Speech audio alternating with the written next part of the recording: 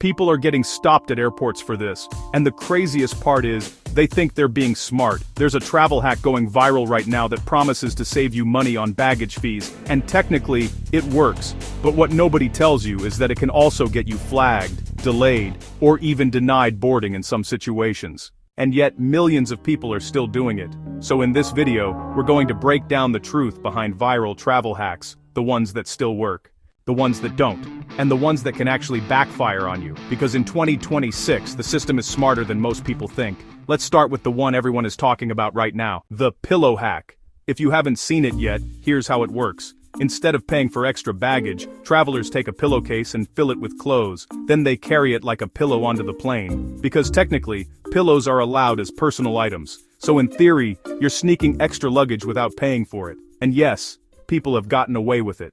But here's the problem. Airlines are not blind. They've seen this trend explode online, and in many cases now, staff are actively looking for it. So, what happens? Best case scenario, they ask you to open it. Worst case, they force you to pay for the extra baggage right there at the gate. And in some situations, if they believe you're intentionally trying to bypass rules, it can escalate. Delays, extra fees, even being flagged for future flights.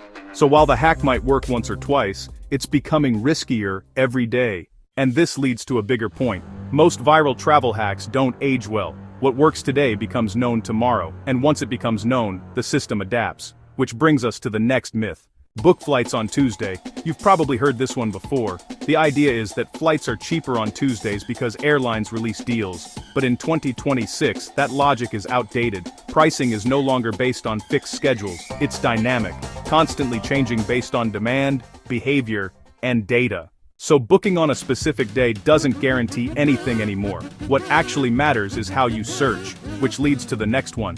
Just use incognito mode. This is one of the most common travel tips online. People say that if you search in incognito mode, you'll get cheaper flights. But this is only partially true. Incognito mode hides your local cookies, but it doesn't hide your IP address, it doesn't hide your device, and it doesn't erase your overall behavior patterns. So if you think incognito alone is enough, you're missing part of the picture. Now here's where things get interesting, because while some hacks don't work anymore, others still do. But they require a bit more strategy.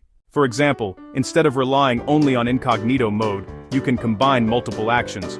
Clear your cookies, switch devices, and search from different networks. To the system, that creates a completely different user profile, and that can sometimes change the pricing you see. Another strategy that still works is flexibility. Most people search flights in a very rigid way. Same route, same dates, same times, over and over again. But that behavior is predictable. And predictable behavior is easy for pricing systems to respond to. Instead, try searching like you're exploring. Change dates, look at nearby airports, compare different routes. Even small changes can unlock completely different pricing options. Now let's talk about another category of hacks that are starting to disappear. Split ticketing. The idea of booking 2 one-way flights instead of a round trip. Sometimes it can be cheaper, but it also comes with risks. Separate tickets mean separate policies. If one flight is delayed, the airline is not responsible for the connection, and that can leave you stranded. So while it can work in certain cases, it's not a guaranteed win, and it requires careful planning. Now here's the bigger takeaway. The system is evolving, fast. What used to work 5 years ago might not work today, and what works today might stop working tomorrow, because airlines are constantly adapting. They track trends, they monitor behavior, and they adjust. So instead of chasing viral hacks, the smarter approach is understanding how the system works. It's not about tricking it, it's about working with it, understanding patterns, being flexible, and making smarter decisions. Because at the end of the day, saving money on flights is not about one magic trick. It's about strategy. And once you understand that, everything changes. So the next time you see a viral travel hack, ask yourself one question. Is this actually helping me, or am I just following something that used to work?